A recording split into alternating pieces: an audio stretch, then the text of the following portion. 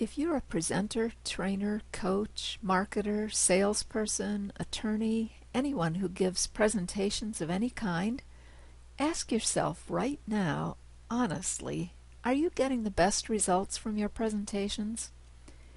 I'm sure you've noticed that it's getting harder and harder to capture people's attention. Do you ever wonder why your audience sometimes just doesn't really get it? You may feel like you've wasted your time preparing and giving your presentation because they don't seem to understand what you've told them and they're not responding.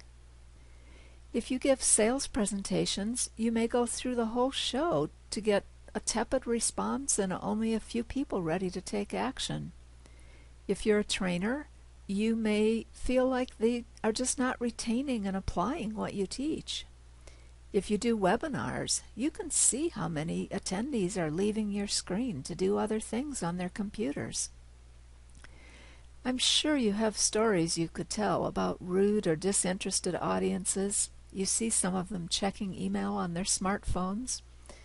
Or maybe they just don't participate when you ask questions and try to get them involved. You've seen plenty of bored looks, people answering their cell phones in the middle of your talk, sending text messages.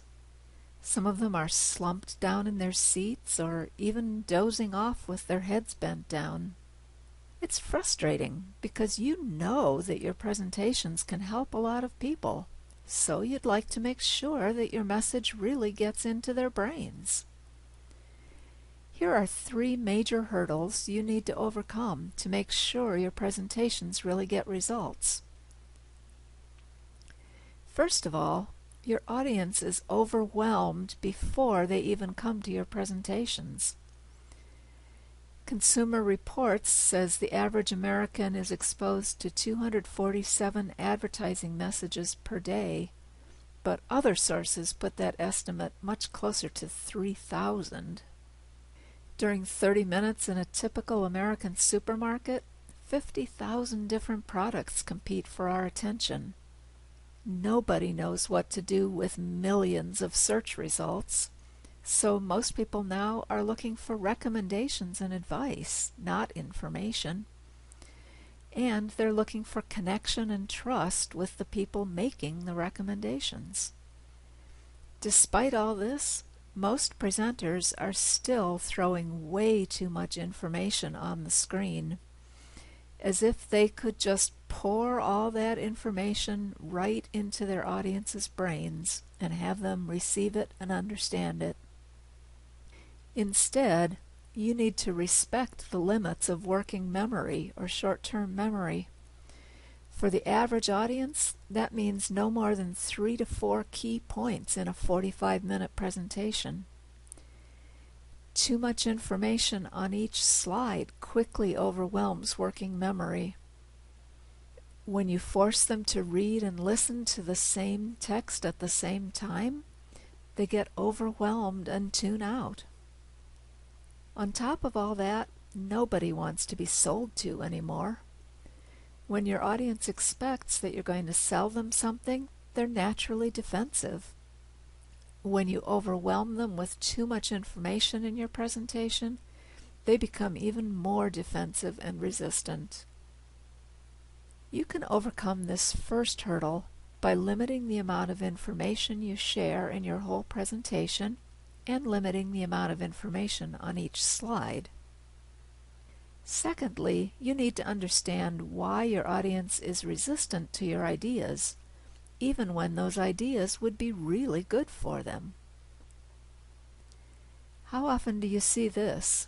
The arms crossed on the chest, the scowling faces and furrowed brows, the closed body language. Most people are naturally skeptical about new ideas. And if you're asking them to make a change in their lives, they're even more skeptical. Most of us resist change, even if we're not aware of it at a conscious level.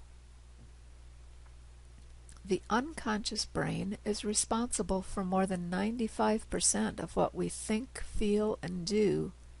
Our unconscious is trying to protect us from the overwhelming amount of information. We can't consciously process all that information, so our unconscious filters it to try and make our decisions easier. But our brain only lets in what we are already familiar with and comfortable with. This makes us naturally resistant to information that is too far outside our comfort zone. To get past their filters, your message needs to be non-threatening and familiar enough for people to let it in, yet you have to present it in a way that gets people to notice.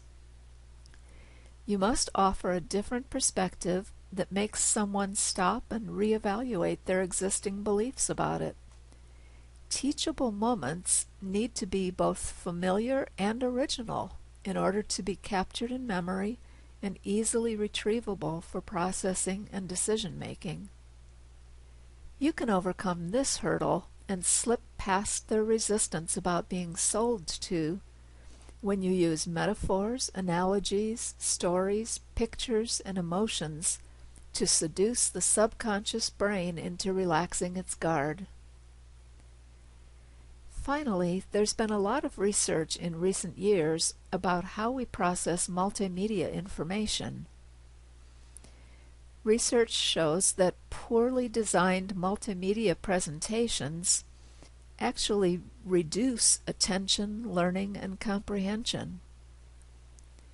Scientists have also discovered that we take in information best when it is presented through both our audio and visual channels simultaneously. However, we now know that before we can interpret the words we read, we actually have to translate the visual letters into auditory information inside our brains. When you force your audience to read a lot of text while listening to you at the same time, you produce what researchers call a redundancy effect. You're really asking them to multitask, and as you've probably heard or read recently, more and more studies show that multitasking is very inefficient for the human brain, even when people think they're really good at multitasking. Seeing and hearing the same words produces similarly inefficient results. To overcome this hurdle, you need to create presentations in which the audio and visual channels support each other instead of interfering. A good starting place is to learn about the picture superiority principle for multimedia presentations. If you want to achieve great results from your presentations, you need to avoid death by PowerPoint by learning how to overcome these major hurdles and changing the way you do presentations. You can learn to organize your presentations in a way that doesn't overwhelm your audience, but guides their attention and makes it easier for them to choose to take action. You can learn to design and deliver presentations with results. Take the next step to improve your presentation results by contacting us through our website or at the email address on your screen.